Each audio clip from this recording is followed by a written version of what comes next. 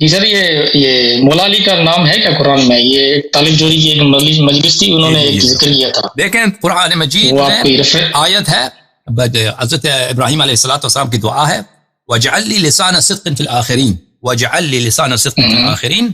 اللہ تعالیٰ سے دعا کی کہ میرے لیے لسان صدق آخر میں، آخرین میں، آنے والے زمانے میں میرے لیے لسان صدق قرار دے. تو کچھ آیتوں کے بعد اللہ تعالیٰ نے اس کا جواب دے دیا، وَجَعَلْنَا لَهُمْ لِسَانَ صِدْقٍ عَلِيًّا، سلام اللہ علیہ، کہ ہم نے ان کے لیے لسان صدق جو قرار دیا ہے، لسان صدق جو قرار دیا ہے وہ ذات مقدس علی علیہ السلام ہے. تو اہل بیت طاہرین علیہ السلام سے روایات ہے، امام رضا علیہ السلام سے کہ یہ اسم گرامی ہے امیر المؤمنین علیہ السلام. لسان صدق سچ کی زبان، انبیاء کی، آل ابراہیم کی، اسماعیل و اسحاق کی، آل یعقوب کی لسان صدق آخر الزمان میں ہم نے علی علیہ السلام کو رکھ دیا. اچھا، مخالفین اس کی آیت کی کس طرح ترجمہ کریں گے؟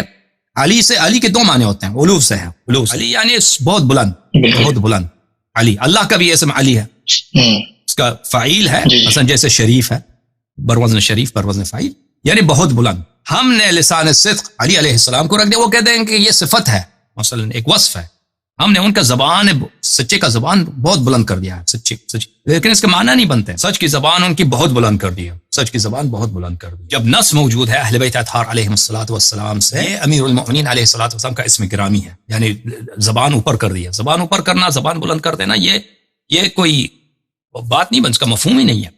اگر اللہ تعالیٰ یہ کہتا کہ ہم نے ان کی حجت بلند کر دیا ہے، حجت کو لسان، دلیل کو لسان نہیں بولتے، لسان صدق یہ شخص کا نام ہے. اچھا، دوسرے مقام پہ فرمایا ھذا صراط علی مستقیم، ھذا صراط علی مستقیم، یہ راستہ ہے امیر المؤمنین علیہ السلام کا، یہ صراط مستقیم ہے. اچھا، جو موجودہ جو قرآن مجید، جو قرآن کریم ہے، اس میں جو قراءت تو مختلف ہیں.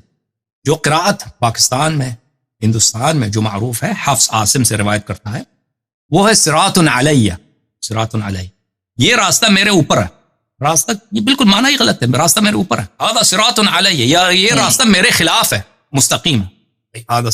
یہ تو مذمت ہو رہی، یہ راستہ میرے اوپر ہے، راستہ کسی کے اوپر نہیں ہوتا. یہ اسم گرامی ہے امیر المؤمنین علیہ السلام کا، ھذا صراط علی. اختلاف قراءت میں اختلاف کرنا نہ یہ کفر ہے، قراءت میں اختلاف کرنا یہ نہ دین سے خروج کا سبب ہے. قراءت قرآن جو ہے وہ ایک بہت ہی مشہور معروف بات ہے، اور قراءت جو ہے یہ کوئی متواتر بھی نہیں ہے. تو یہ ابھی جو ہے میں نے آپ کی خدمت میں دو پیش کر دی ہے.